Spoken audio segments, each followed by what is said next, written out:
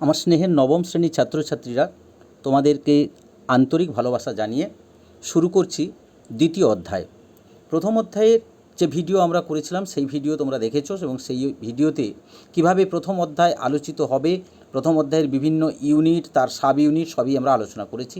আজকে আমরা আলোচনা করব দ্বিতীয় অধ্যায়ের ইউনিট এবং তার সাব ইউনিট, এগুলো আমরা আজকে আলোচনা করব। এবং মনে রাখবে যে এই যে ভিডিওটা যদি ঠিক করে বারবার দেখো তাহলে কিন্তু পুরো চ্যাপ্টারটা সম্পর্কে তোমার একটা ধারণা বা কনসেপ্ট তৈরি হয়ে যাবে, যেটা খুব সহজেই তুমি আনতে পারবে যে পরপর ইউনিটগুলোর মধ্যে কি রয়েছে। খুব ছোট্ট করে এখানে আলোচনা করা হয়েছে ঠিকই, কিন্তু যেভাবে আলোচনা করা হয়েছে সেটা যদি মাথায় রাখতে পারো তাহলে কিন্তু খুব সুবিধা হবে তোমাদের। যাই হোক, আমরা প্রথম অধ্যায় আলোচনা করেছিলাম, এবার আমরা দ্বিতীয় অধ্যায় শুরু করব। দ্বিতীয় অধ্যায়ের ক্ষেত্রে দ্বিতীয় অধ্যায় হচ্ছে বিপ্লবী আদর্শ, নেপোলিয়নীয় সাম্রাজ্য এবং জাতীয়তাবাদ। এই বিপ্লবী আদর্শ, নেপোলিয়নীয় সাম্রাজ্য এবং জাতীয়তাবাদ এর 10খানা ইউনিট রয়েছে। এই 10টা ইউনিট কী কী? দেখো, 1 নম্বরে নেপোলিয়নের ক্ষমতা লাভ, 2 নম্বর ফরাসি বিপ্লবের আদর্শের প্রেক্ষিতে নেপোলিয়নের সংস্কার, 3 নম্বর নেপোলিয়নের সাম্রাজ্যের সঙ্গে ফরাসি বিপ্লবের সংঘাত, 4 নম্বর নেপোলিয়নের সাম্রাজ্য ও জাতীয়তাবাদী আদর্শের পরস্পর অবস্থান, 5 নম্বর ইউরোপের পুনর্গঠন, 6 নম্বর মহাদেশীয় অবরোধ, 7 নম্বর নেপোলিয়নের সাম্রাজ্যের বিরুদ্ধে প্রতিক্রিয়া, 8 নম্বর নেপোলিয়নের বিরুদ্ধে জনগণের প্রতিক্রিয়া, 9 নম্বর নেপোলিয়নের সাম্রাজ্যের বিরুদ্ধে প্রতিক্রিয়ার পরিণাম এবং 10 নম্বর নেপোলিয়নের রাশিয়া অভিযান। এই 10টা ইউনিট রয়েছে। আমরা প্রত্যেকটা ইউনিট ক্লাসে যখন আলোচনা করব তখন প্রত্যেকটা ইউনিটকে ডিটেলসে আলোচনা করব, কিন্তু এখানে যেহেতু পুরো অধ্যায়টা সম্পর্কে আমরা একটা কনসেপ্ট তৈরি করব, পুরো অধ্যায়টা সম্পর্কে একটা ধারণা দান করব, সেই কারণে আমরা কিন্তু এখানে ডিটেলস আলোচনা করব না। আমরা এখানে খুব সংক্ষিপ্তভাবে আমরা এখানে প্রত্যেকটা ইউনিটকে নিয়ে আলোচনা করে যাব। তাহলে প্রথম ইউনিট দেখো চলে এসেছে। প্রথম ইউনিটে কি আছে? প্রথম ইউনিটে রয়েছে বিপ্লবী আদর্শের প্রেক্ষিতে, প্রথম ইউনিটে রয়েছে নেপোলিয়নের উত্থানের বিভিন্ন পর্যায়। মূলত 4টি পর্যায়ে নেপোলিয়নের উত্থান ঘটেছিল। নেপোলিয়ন কিভাবে ক্ষমতায় এসেছিলেন, সেই ক্ষমতা লাভের যে ইতিহাস, ক্ষমতা লাভের ক্ষেত্রে যে 4টি পর্যায় তাকে অতিক্রম করতে হয়েছিল, সেই 4টি পর্যায় এখানে দেওয়া আছে। দেখো, প্রথম পর্যায়ে তার জন্ম, 1769 খ্রিস্টাব্দে জন্ম, তারপর স্কুলে ভর্তি 9 বছর বয়সে, তারপর 1784 খ্রিস্টাব্দে মিলিটারি ট্রেনিং স্কুলে ভর্তি এবং গোলন্দাজ বাহিনীতে অধ্যয়ন। দ্বিতীয় পর্যায়ে রয়েছে 17 বছর বয়সে ফরাসি গোলন্দাজ বাহিনীর 2য় লেফটেন্যান্ট পদে যোগ, পরে সেখান থেকে সেনাবাহিনীর ব্রিগেডিয়ার জেনারেল এবং শেষ পর্যন্ত মেজর জেনারেলের পদ লাভ। তৃতীয় পর্যায়ে রয়েছে ইটালিকে পরাজিত করে পারমা, মডেনা, নেপলস দখল, অস্ট্রিয়াকে পরাজিত করে মিলান দখল, 1797 পোপের রাজ্য আক্রমণ করে ষষ্ঠ পায়াসের সঙ্গে টলেন্টিনোর সন্ধি স্বাক্ষর এবং 1798 খ্রিস্টাব্দে মিশর অভিযান করে পিরামিডের যুদ্ধে সাফল্য লাভ, তবে ব্রিটিশ শক্তির বিরুদ্ধে নীল নদের যুদ্ধে পরাজয়। আর চতুর্থ পর্যায়, অর্থাৎ তার উত্থানের যে 4টি পর্যায়, সর্বশেষ পর্যায় হচ্ছে চতুর্থ পর্যায়, যেখানে 1899 খ্রিস্টাব্দে একটা সামরিক অভ্যুত্থান ঘটিয়ে ডাইরেক্টরি শাসনের অবসান ঘটানো এবং কনসাল হিসাবে নিজেকে প্রতিষ্ঠা করা। আর 1804 খ্রিস্টাব্দে কনসাল পদের অবসান ঘটিয়ে সম্রাট হিসাবে নিজেকে প্রতিষ্ঠা করা। এই হচ্ছে নেপোলিয়নের ক্ষমতা লাভের 4টি পর্যায়, যে এই 4টি পর্যায়ে তিনি ক্ষমতা লাভ করেছিলেন বা রাশিয়ার সর্বাধিনায়ক হয়েছিলেন, রাশিয়ার ক্ষমতায় তিনি এসেছিলেন। এইবারে দ্বিতীয় পার্টে আমরা চলে যাব। দ্বিতীয় পার্ট হচ্ছে সংস্কার। এই সংস্কারগুলো কি? অর্থাৎ কনসাল হিসাবে নেপোলিয়ন বোনাপার্ট যে কাজগুলো করেছিলেন সেই কাজগুলোই হচ্ছে তার সংস্কার হিসাবে পরিচিত। এটা বাস্তব। নেপোলিয়ন বোনাপার্টের জীবনের যে পর্যায়গুলো রয়েছে, নেপোলিয়ন বোনাপার্টের জীবনের যে নানান উত্থান পতন রয়েছে, তার মধ্যে বহু ক্ষেত্রে তিনি কলঙ্কিত, বহু ক্ষেত্রে তার সমালোচনা হয়েছে, কিন্তু একটি মাত্র ক্ষেত্র এই শাসন সংস্কার, কনসাল হিসাবে তিনি যে কাজগুলো করেছিলেন ফ্রান্সের জন্য, সেই কাজগুলো কিন্তু তাকে অমরত্ব দান করতে পারে এবং তিনি সমস্ত বিশ্ববাসীর কৃতজ্ঞতা দাবি করতে পারেন তার এই সংস্কার কার্যাবলীর মাধ্যমে। সংস্কার কার্যাবলীকে দেখো এখানে কতগুলো পার্টে ভাগ করা হয়েছে: শাসনতান্ত্রিক, অর্থনৈতিক, শিক্ষা, বিচার বিভাগীয়, ধর্ম। এই 5টা পার্টে ভাগ করা হয়েছে। 5টা পার্ট আমি একটু জাস্ট বলে দিচ্ছি। দেখো, ছকে কিন্তু রয়েছে। শাসনতান্ত্রিক ক্ষেত্রে সমগ্র ফ্রান্সকে 83টি ডিপার্টমেন্টে ভাগ, প্রত্যেকটি ডিপার্টমেন্টে প্রিফেক্ট নিয়োগ, 47টি জেলায় ভাগ ডিপার্টমেন্টগুলোকে, সেখানে সাব প্রিফেক্ট কর্মচারী নিয়োগ, আবার বেশ কিছু কমিউনিলে মেয়র, এছাড়া আমলা, মন্ত্রী, বিচারক এই সমস্ত কর্মচারীও ছিলেন। অর্থনৈতিক ক্ষেত্রে সরকারি ব্যয় হ্রাসের কথা তিনি বলেছিলেন। আয়কর প্রদানে প্রত্যেকটি মানুষকে বাধ্য করেছেন, প্রত্যেকটি শ্রেণীকে। ব্যাংক অফ ফ্রান্স প্রতিষ্ঠা করেছেন। শিক্ষাক্ষেত্রে বেশ কিছু মাধ্যমিক স্কুল, শিক্ষক শিক্ষণ বিদ্যালয়, কারিগরি বিদ্যালয়, আইন শিক্ষা, ফলিত বিজ্ঞান শিক্ষার ব্যবস্থা করেছিলেন। 29টি লাইসি বা আবাসিক বিদ্যালয় স্থাপন করেছেন। ইউনিভার্সিটি অফ ফ্রান্স প্রতিষ্ঠা করেছিলেন। বিচার বিভাগের ক্ষেত্রে নেপোলিয়নের সর্বোচ্চ কৃতিত্ব কোড নেপোলিয়ন প্রবর্তন। এই কোড নেপোলিয়ন হচ্ছে পৃথিবীর প্রথম ঠিক নয়, দ্বিতীয় লিখিত সংবিধান। কারণ জাস্টিনিয়ান প্রথমে লিখিত সংবিধান প্রবর্তন করেছিলেন বা আইনগুলোকে লিপিবদ্ধ করেছিলেন, আর দ্বিতীয় ক্ষেত্রে নেপোলিয়ন বোনাপার্ট দ্বিতীয় জাস্টিনিয়ান নামে পরিচিত হয়েছিলেন। তিনি এই বিভিন্ন প্রচলিত যে আইনগুলো, সেই আইনগুলোকে সংস্কার করে 2287টি ধারা বিশিষ্ট কোড নেপোলিয়ন প্রবর্তন করেছিলেন, যেখানে সামন্ততন্ত্রের বিলুপ্তি ঘটেছিল, ব্যক্তি স্বাধীনতা, সম্পত্তির অধিকারের স্বীকৃতি দেওয়া হয়েছিল, আইনের চোখে সকলের প্রতি সাম্য প্রদর্শন করানো হয়েছিল, ধর্মীয় সহনশীলতা ছিল, সরকারি চাকরিতে যোগ্যতার মাপকাঠিতে সরকারি চাকরির ব্যবস্থা করা হয়েছিল। ধর্মীয় ক্ষেত্রে গির্জার জাতীয়করণ করেছিলেন, রোমান ক্যাথলিক ধর্মমত এবং গির্জাকে স্বীকৃতি দান করেছিলেন, এবং যাজকদের নিয়োগ এবং স্বীকৃতির ক্ষেত্রে সরকারের অধিকার প্রতিষ্ঠিত হয়েছিল। অর্থাৎ এতদিন পর্যন্ত যে পুরনো সিস্টেম চলে এসেছিল, সেই পুরনো সিস্টেম থেকে বেরিয়ে তিনি নতুন ব্যবস্থা জারি করেছেন, যে ব্যবস্থাগুলোর মধ্যে কিন্তু বেশ কিছু নতুন ভাবনা, বেশ কিছু নতুন আদর্শ লক্ষ্য করা গেছিল। এবারে তৃতীয় পার্ট আমরা আলোচনা করেছি, তৃতীয় ইউনিট, নেপোলিয়নের সাম্রাজ্যের সঙ্গে ফরাসি বিপ্লবের আদর্শের যে সংঘাত। এই সংঘাতের মধ্যে কি রয়েছে? দুটো বিষয় রয়েছে, দুটো সাব ইউনিট আমরা দেখিয়েছি এখানে। একটা হচ্ছে সাম্রাজ্য এবং জাতীয়তাবাদী আদর্শের পারস্পরিক অবস্থান, আরেকটা রয়েছে কার্যকলাপের সঙ্গে সাম্য, মৈত্রী ও স্বাধীনতার আদর্শের বিরোধ। অর্থাৎ Napoleon Bonaparte as a child of revolution আর ডেস্ট্রয়ার অফ রিভলিউশন, বিপ্লবের সন্তান এবং একদিকে তিনি বিপ্লবের ধ্বংসকর্তা। যখন পারস্পরিক অবস্থান, সাম্রাজ্য এবং জাতীয়তাবাদী আদর্শের যে পারস্পরিক অবস্থান, সেখানে সমগ্র ইউরোপে বিপ্লবের সম্প্রসারণ ঘটানোর চেষ্টা করেছিলেন এবং ঘটিয়েছিলেন তিনি। ইটালিতে, জার্মানিতে বিভিন্ন ক্ষেত্রে ফরাসি বিপ্লবের যে আদর্শ, সেই আদর্শকে ছড়িয়ে দিয়েছিলেন। অবশ্য পরবর্তী সময়ে তিনি স্বৈরাচারী হয়ে উঠেছিলেন, ফলে ইউরোপের বিভিন্ন দেশ তার বিরুদ্ধে বিভিন্ন জোট গঠন করেছিল। জার্মানিতে নেপোলিয়ন রোমান সাম্রাজ্যের অবসান ঘটিয়ে ক্ষুদ্র জার্মান রাষ্ট্রকে, যেখানে 300টি রাজ্য ছিল, ছোটো ছোটো অঞ্চল ছিল, সেগুলোকে একত্রিত করেছিলেন। সেখানে 39টি বুন্ড তৈরি করেছিলেন, কোড নেপোলিয়ন চালু করেছিলেন, সামন্ত প্রথা, ভূমিদাস প্রথার অবসান ঘটিয়েছিলেন, আর জার্মানদের জাতীয়তাবাদে অনুপ্রাণিত করেছিলেন তিনি। স্পেনে নিজের ভাই জোসেফকে শাসক হিসাবে বসিয়ে স্পেনবাসীকে ক্ষুব্ধ করে তুলেছিলেন। সেখানকার বাসিন্দারা জাতীয়তাবাদী আদর্শ উদ্বুদ্ধ হয়েছিল, নেপোলিয়নকে পরাস্ত করেছিল।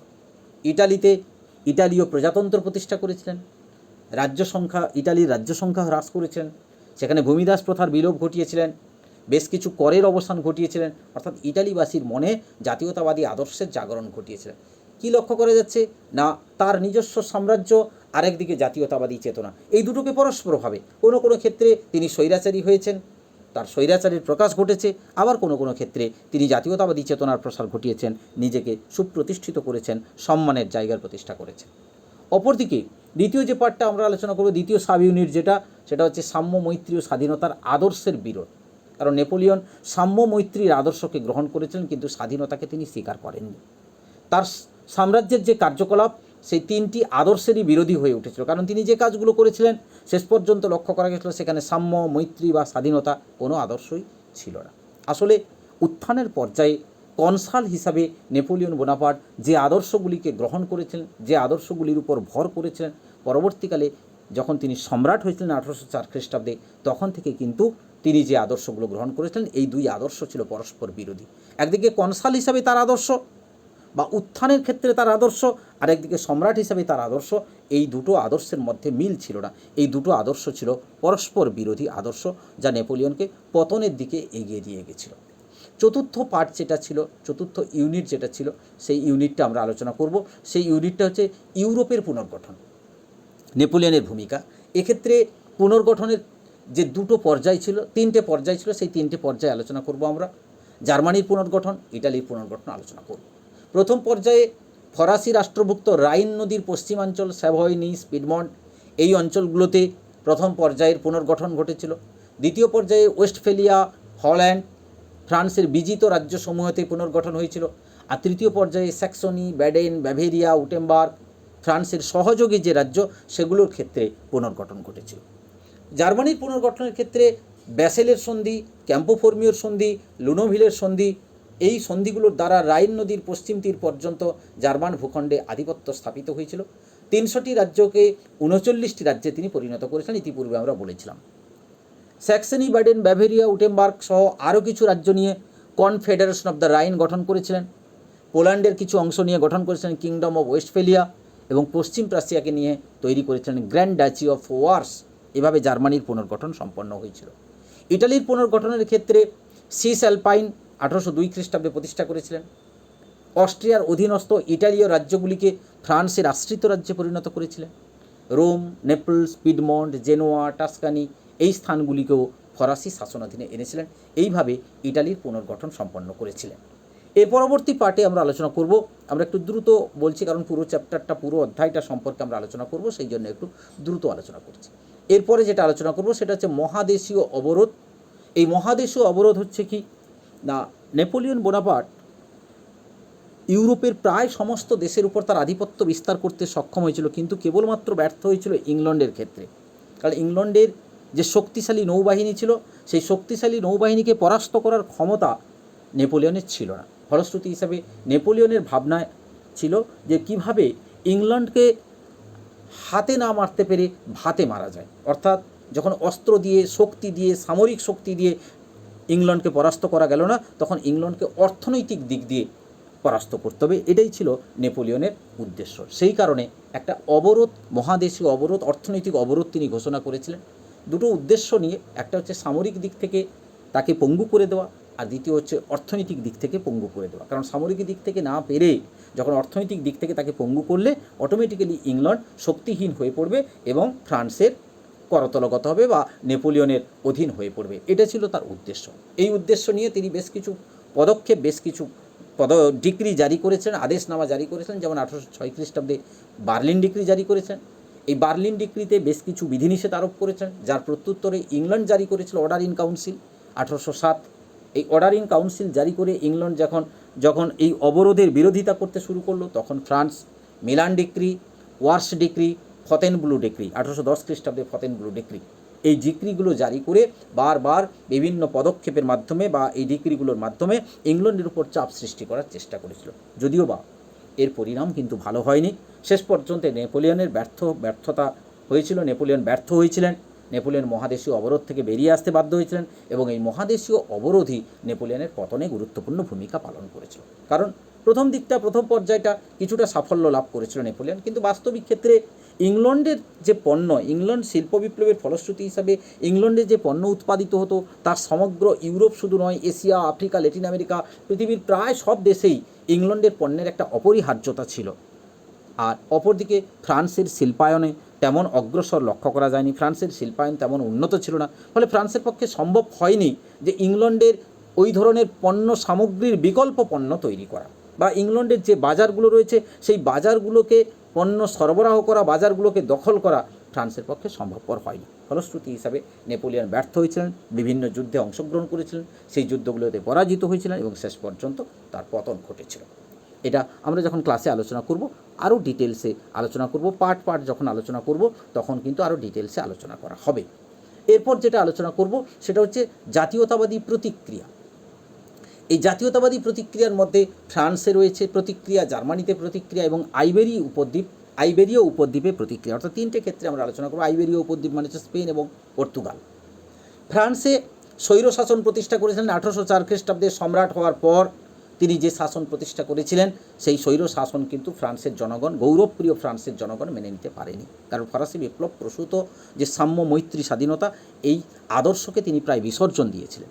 মহাদেশীয় অবরোধে তিনি ব্যর্থ হয়েছিলেন, যা ফরাসিবাসীর গৌরবকে মলিন করে দিয়েছিল। ফলে নেপোলিয়ন বিরোধী জাতীয়তাবাদী প্রতিক্রিয়া ফ্রান্সের অভ্যন্তরে তৈরি হয়েছিল। জার্মানিতে প্রথমে তিনি মুক্তির দূত হিসাবে আবির্ভূত হয়েছিলেন। জার্মানির 300টি ক্ষুদ্র জার্মান রাজ্যকে 39টি রাজ্যে তিনি পরিণত করেছিলেন। কিন্তু পরবর্তী সময়ে তার স্বৈরাচার, তার উচ্চাকাঙ্ক্ষা, তার ক্ষমতার লোভ জার্মানবাসীর জাতীয়তাবাদী চেতনায় আঘাত এনেছিল। জার্মানবাসী হতাশ হয়েছিল। রাশিয়া অভিযানে তার ব্যর্থতা জার্মানদেরকে আরও উজ্জীবিত করেছিল ফরাসি বিরোধী আন্দোলনে অবতীর্ণ হতে, ফ্রান্সের বিরুদ্ধে বা নেপোলিয়নের বিরুদ্ধে শক্তিজোট গঠন করতে সাহায্য করেছিল। ফলে চতুর্থ শক্তিজোট গঠিত হয়েছিল। আইবেরীয় উপদ্বীপের ক্ষেত্রে নেপোলিয়ন বোনাপার্ট স্পেন এবং পর্তুগাল আক্রমণ করেছিলেন মূলত মহাদেশীয় অবরোধ ব্যবস্থাকে কার্যকর করার জন্য। স্পেনীয়দের স্বতঃস্ফূর্ত প্রতিরোধ তৈরি হয়েছিল। পর্তুগালে তিনি পরাজিত হয়েছিলেন, জুন্টা গঠিত হয়েছিল এবং নেপোলিয়ন পর্যুদস্ত হয়েছিলেন স্পেনের যুদ্ধে। এবং শেষ পর্যন্ত নেপোলিয়ন তার জীবদ্দশায় স্বীকার করেছিলেন, স্পেনিশ আলসার রুইন্ড মি, অর্থাৎ স্পেনের ক্ষতই আমাকে কিন্তু আমার পতনকে ডেকে এনেছে বা আমাকে ক্ষতিগ্রস্ত করেছে, আমাকে ধ্বংসের দিকে এগিয়ে নিয়ে গেছে, এটা তিনি স্বীকার করেছেন। এরপরে যেটা আলোচনা করব সেটা হচ্ছে রাশিয়া অভিযান। রাশিয়া অভিযান ছিল নেপোলিয়নের জীবনের একটা গুরুত্বপূর্ণ অধ্যায়, গুরুত্বপূর্ণ দিক। কেন তিনি এই অভিযান করেছিলেন? 1812 খ্রিস্টাব্দে তিনি রাশিয়া অভিযান করেছিলেন। মূল উদ্দেশ্য ছিল রাশিয়া মহাদেশীয় অবরোধকে মানতে চায়নি। কারণ মহাদেশীয় অবরোধকে মানতে না চাওয়ার কারণ হচ্ছে যে ইংল্যান্ড থেকে রাশিয়া যে ধরনের সাহায্য বা যে ধরনের পণ্যগুলো আমদানি করত, সেই ধরনের পণ্য সরবরাহ করার ক্ষমতা ফ্রান্সের ছিল না। এতে নেপোলিয়ন ক্ষুব্ধ হয়েছিলেন রাশিয়ার এই আচরণে এবং 1812 খ্রিস্টাব্দে রাশিয়া অভিযান করেছেন। কিন্তু রাশিয়া অভিযান করে নেপোলিয়ন বোনাপার্ট খুব একটা লাভ করতে পারেনি। কারণ রাশিয়ায় যে প্রতিরোধ তৈরি হয়েছিল, সেই প্রতিরোধের সম্মুখীন হয়ে নেপোলিয়ন বোনাপার্টের যে গ্র্যান্ড আর্মি, সেই গ্র্যান্ড আর্মি ক্ষতিগ্রস্ত হয়েছিল। কারণ এর বেশ কতগুলো কারণ ছিল। যেমন রাশিয়ার আয়তন ছিল খুব বিশাল। ফলশ্রুতি হিসাবে নেপোলিয়নের গ্র্যান্ড আর্মির পক্ষে পুরো রাশিয়াকে পর্যুদস্ত করা, রাশিয়াকে দখল করা খুব কষ্টকর ছিল। দ্বিতীয়ত, রাশিয়া যে যুদ্ধনীতি অবলম্বন করেছিল, সেই যুদ্ধনীতি হচ্ছে পোড়ামাটি নীতি। পোড়ামাটি নীতি এমন একটা যুদ্ধনীতি যা শত্রুপক্ষকে পরাস্ত করার ক্ষেত্রে একটি উল্লেখযোগ্য যুদ্ধ রণকৌশল। এই রণকৌশল রাশিয়া অবলম্বন করেছিল। আমরা যখন পড়াবো তখন পোড়ামাটি নীতির ডিটেলস ব্যাখ্যা করব। মস্কো অভিযানে ব্যর্থ হয়েছিল গ্র্যান্ড আর্মি, ক্ষতিগ্রস্ত হয়েছিল। তাছাড়া ছিল প্রাকৃতিক বিপর্যয়, টাইফাস জ্বরের প্রকোপ। এই সমস্ত কারণে, এই কারণগুলো মূলত ফ্রান্সের পক্ষে পতনের বা নেপোলিয়নের বিপর্যয়ের কারণ হয়ে দাঁড়িয়েছিল। অপরদিকে এই অভিযানের ব্যর্থতা নেপোলিয়নের পতনকে সুনিশ্চিত করেছিল। কারণ মূলত নেপোলিয়নের অহংবোধ, নেপোলিয়নের আকাশচুম্বী যে কল্পনা, আকাশচুম্বী যে আশা, সেগুলো কিন্তু কখনোই সম্ভবপর বাস্তবায়িত হওয়ার ছিল না। নেপোলিয়ন তার বাস্তবতাবোধ হারিয়ে ফেলেছিলেন। যে ভাবনা বা যে আদর্শকে নিয়ে, যে ফরাসি বিপ্লবের যে আদর্শকে নিয়ে তিনি ক্ষমতায় এসেছিলেন, পরবর্তী সময়ে তিনি সেই আদর্শকেই বিসর্জন দিয়েছিলেন। রাশিয়ার পোড়ামাটি নীতি গ্র্যান্ড আর্মিকে পুরো বিপর্যস্ত করেছিল। খাদ্য সরবরাহে অনিশ্চয়তা তৈরি হয়েছিল, প্রাকৃতিক দুর্যোগ ছিল, মহামারী ছিল, গেরিলা আক্রমণ ছিল, রুশদের সক্রিয় প্রতিরোধ ছিল, সর্বোপরি ছিল রুশ জারের অনমনীয় মনোভাব। এই বিষয়গুলো রাশিয়া অভিযানের ক্ষেত্রে বড় ঘটনা হয়ে দেখা দিয়েছিল, যা নেপোলিয়নের পতনকে চূড়ান্ত জায়গায় পৌঁছে দিতে বাধ্য করেছিল। দেখো, একটা চ্যাপ্টারে এই দ্বিতীয় অধ্যায়টাতে আমরা খুব সংক্ষিপ্তভাবে পুরো অধ্যায়টা সম্পর্কে একটা আলোচনা আমরা পেশ করলাম। যে আলোচনার মাধ্যমে হয়তো পুরো অধ্যায়টা সম্পর্কে আমরা ডিটেলস তোমাদেরকে ব্যাখ্যা করতে পারিনি, ডিটেলস আমি বলিনি। আমরা খুব ছোট্ট করে আলোচনা করার চেষ্টা করেছি, যে যাতে করে তোমরা পুরো অধ্যায়টা সম্পর্কে, অধ্যায়ের যে গুরুত্বপূর্ণ জিনিসগুলো, সেই অধ্যায়ের গুরুত্বপূর্ণ জিনিসগুলো তোমাদের মাথায় ঢোকে, তোমরা মাথায় সেগুলোকে রাখতে পারো। এই গুরুত্বপূর্ণ জিনিসগুলো যদি মাথায় রাখতে পারো, তাহলে কিন্তু দেখবে পুরো চ্যাপ্টারটা সম্পর্কে তোমার একটা কনসেপ্ট তৈরি হবে, তোমার একটা ধারণা তৈরি হবে। বিক্ষিপ্ত যে ধারণাগুলো রয়েছে, বিক্ষিপ্ত যে বিষয়গুলো রয়েছে, সেই বিষয়গুলো থেকে সরে এসে একটা ছোট্ট জায়গায় পুরোপুরিভাবে একটা ভাবনা তোমার তৈরি হবে। যখন পড়ানো হবে ক্লাসে, এই জিনিসটা যদি তুমি মাথায় রাখতে পারো, প্রত্যেকটা পার্ট যদি তুমি মাথায় রাখতে পারো, তাহলে দেখবে যখন আমরা পড়াবো ক্লাসে, যখন ডিটেলস আলোচনা করব, প্রত্যেকটা সাব ইউনিট নিয়ে আমরা যখন আলোচনা করব, তখন দেখবে জিনিসটা তোমার কাছে ক্লিয়ার হয়ে যাবে, একদম পরিষ্কার হয়ে যাবে। সেই কারণে এই ভিডিওগুলো তৈরি করা, যাতে করে তোমাদের উপকারে লাগে, যাতে করে তোমরা ভিডিওগুলো থেকে উপকৃত হও। সেই কারণে বলবো যে বারবার ভিডিওগুলোকে দেখবে, যখনই অবসর একটু সময় পাবে। ছোট্ট ভিডিও, মাত্র 20 মিনিট 25 মিনিটের একটা ভিডিও থাকছে। সেই 20 মিনিট 25 মিনিট একবার দেখে নিলে তুমি দেখবে পুরো চ্যাপ্টারটা সম্পর্কে তোমার একটা কনসেপ্ট তৈরি হবে। চ্যাপ্টারটা অবশ্যই পড়তে হবে, কিন্তু বারবার না পড়ে বেশ কয়েকবার চ্যাপ্টার পড়লে, একবার চ্যাপ্টারটা পড়ে নিলে, একবার চ্যাপ্টার পড়ার পরে আবার তুমি ভিডিওটা একবার দেখে নিলে, তাহলে দেখবে তোমার ভিডিওটা যখনই মাথায় ঢুকে যাবে, বা ওই যে শর্ট স্কেচ যেগুলো করা আছে ছোট ছোট করে প্রত্যেকটা পার্টে প্রত্যেকটা পর্যায়ে যেভাবে আলোচনা করা আছে, এই আলোচনাগুলো যদি তুমি মাথায় রাখতে পারো, এই আলোচনাগুলো যদি বারবার তুমি শোনো, তাহলে কিন্তু তোমার মধ্যে একটা ধারণা তৈরি হয়ে যাবে। এরপরে তো ক্লাসে আলোচনা করা হবে, স্যারেরা ক্লাসে আলোচনা করবেন, আমিও আলোচনা করব। তখন কিন্তু দেখবে এই এক একটা পার্ট, এখানে যেমন আমি খুব ছোট্ট করে পুরো চ্যাপ্টারটা সম্পর্কে, পুরো অধ্যায়টা সম্পর্কে তোমার একটা ধারণা তৈরি করলাম, ঠিক তেমনিভাবে আমরা যখন ক্লাসে আলোচনা করব তখন প্রত্যেকটা সাব ইউনিট ধরে ধরে আলোচনা করব। অর্থাৎ এক একটা ইউনিটের অন্তর্গত যে সাব ইউনিটগুলো রয়েছে সেইগুলো আমরা আলোচনা করব। অর্থাৎ এই চ্যাপ্টারটা পড়াতে হয়তো পুরো 1 মাস সময় লাগবে, সেখানে আমি এখানে 20 মিনিট 22 মিনিটে এই ভিডিওটাতে আমি তোমাকে পুরো জিনিসটা তোমায় জানিয়ে দিলাম, যাতে করে তোমরা খুব সহজে এটাকে বুঝতে পারো। এইভাবে এরপরে আমরা আবার 3rd চ্যাপ্টার দেব। এইভাবে প্রত্যেকটা অধ্যায় ভিত্তিক যে আলোচনা, সেই আলোচনাগুলো আমরা এক একটা ভিডিও মারফত তোমাদের কাছে পৌঁছে দিচ্ছি। এছাড়াও যে চ্যানেলটা আছে সেটাও তোমরা দেখতে পারো, সেখানেও খুলে তোমরা দেখতে পারো। সেখানে আরও অন্যান্য ভিডিওগুলো রয়েছে, প্রত্যেকটা চ্যাপ্টার সম্পর্কে রয়েছে, বেশ কিছু ছোটো ছোটো ক্লাস রয়েছে, সেগুলোও তোমরা দেখতে পারো। চ্যানেলটাকে সাবস্ক্রাইব করে রাখবে, তাহলে দেখবে যখন যখন নতুন ভিডিও আসবে সঙ্গে সঙ্গে তোমরা হাতের কাছে পেয়ে যাবে। আশা করছি তোমরা এই কথাগুলো শুনবে এবং এটা অবশ্যই তোমাদের উপকার করবে। এই বিষয়ে আমি তো নিশ্চিত যে এই ভিডিও তোমাদের অনেক কাজে লাগবে। তো যদি উপকৃত হও, যদি ভালো লাগে, তাহলে অবশ্যই কমেন্ট করবে। আর এইখানে শেষ করব। তোমাদেরকে ধন্যবাদ জানাই, আর একবার স্নেহ ভালোবাসা জানিয়ে শেষ করছি।